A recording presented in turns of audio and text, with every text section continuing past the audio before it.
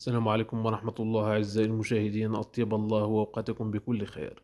إنا لله وإنا إليه راجعون، ولا حول ولا قوة إلا بالله العلي العظيم. خبر نزل علينا صباح اليوم الأحد كالصاعقة، لأن الشيخ شمس الدين الجزائري الذي عرفته الأمة بنشاطه الديني والتربوي فقد فقد فجر اليوم جزءا عزيزا من قلبه، ولكن إيمانه بالله ورؤيته الواسعة للقدر يجعلنا نعلم أن الرحيل إلى دار البقاء وفراق الأحبة هو جزء من الحياة، وأن المؤمن يستقبل قضاء الله بالرضا.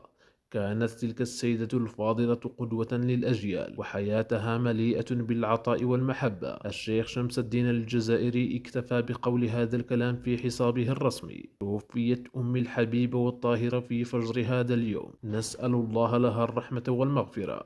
أعزائي المشاهدين، جزاكم الله خير الجزاء، لا تنسوها من صالح دعاويكم.